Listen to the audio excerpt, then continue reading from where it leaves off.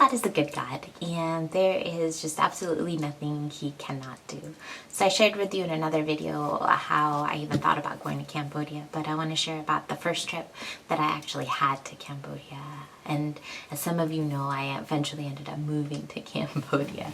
And so the first time I heard about Cambodia, I had no heart for Cambodia. And as I mentioned, as the missionary was sharing how she wanted to spend the rest of her life there, I was thinking, oh, it's good that somebody wants to go to Cambodia because I have no heart for Cambodia, but somebody needs to go there. And then when I watched the DVD in Okinawa, that just moved my heart and I started to cry. I knew I had to go to Cambodia, but I didn't know why.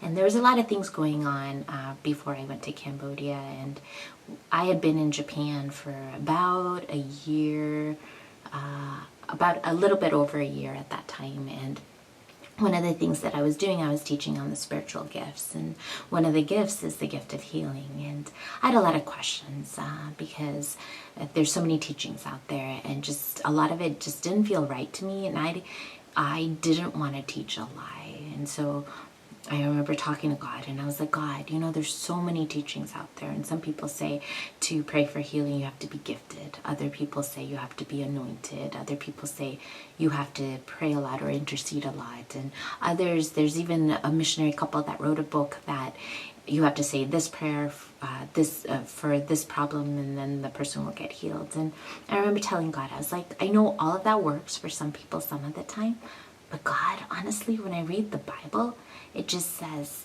that if you believe in Jesus, you'll lay hands on the sick and they'll recover. And, you know, of course I see a lot of healings, but I was like, but God, I don't really see that, you know? And so I was like, I just want to know what the truth is, because I don't want to teach a lie. And so I had actually told God, I'm going to stop teaching on healing until you show me what the truth is.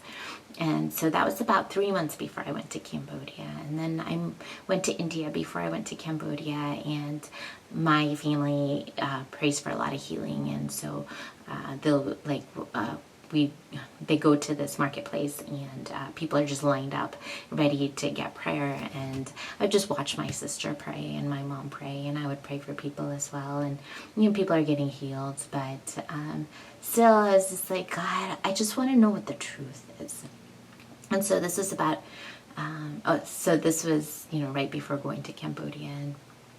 And then I just remember before I went to Cambodia, I thought about praying while I was in India. I was like, you know, if this was a mission trip that I used to lead back in the olden days, I would have made the team pray a lot. So I should pray for Cambodia, because I haven't prayed at all. And then in Japan, I didn't have a TV, and in India I did. And so I was so excited that I had the chance to watch TV that I just spent the time watching TV instead. And then when I went to Cambodia, I got there a day earlier than the rest of the team, or I got there in the morning, they were getting there in the evening. And so when I saw that my hotel room had a TV, I was so excited, and I was like, well, I don't know if my roommate is going to let me watch TV or is going to want to watch TV, and so I'm just going to watch as much TV as I can. And again, I thought about praying, but then I was so excited to watch TV, I just did that instead. And then the team came, and that night was the big meeting, and they were just talking about how there were 5 doctors, and we were going to be seeing about 500 patients a day, and we had about 6 hours to do that. And in America, if I see 30 patients a day, I think I saw too many, and that's without translation for the most part. But all of these patients were going to be with translation, so that's equivalent of like 200 patients a day in 6 hours. And I just remember thinking, oh my goodness, how are we going to do that? And so I was just thinking, God, that means that I can't pray with the patients. I can't tell them about you. And I quit my job to become a missionary so I could do that. But if that's what you want on this trip, because I know you want me to be a doctor on this trip, I'll do it. I'll do what you want me to do.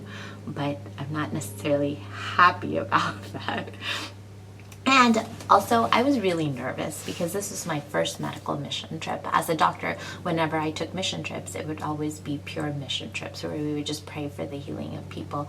But this was the first time I was going to be working in a third world country as a doctor. And I was a little nervous. I hadn't practiced medicine in a year and a half by that time. And I also it was like, wow, all those third world country diseases, the tropical medicine, I haven't studied that since medical school. I don't want to not diagnose something correctly. And so I was worried about my skills. So the first patient I saw, I was really happy because they just had heartburn, and I was like, wow, I can do this. And I actually did say a quick prayer with them and let them go. And then the next patient I saw was very sick. I actually thought she either had TB that had spread to her bones, or she had metastatic cancer that had spread to her bones. And I was really upset. And as I was examining her and asking her where all her pain was, I just remember talking to God. And I was like, God, I became a doctor to help people, not to see them die. And if this is my second patient the first day, and if this is what it's going to be like for this 2-week mission trip, emotionally, I can't handle it. And while I was having these wonderful thoughts, my translator interrupted me, and she said, what the patient is saying is that as soon as you touched her, she got healed.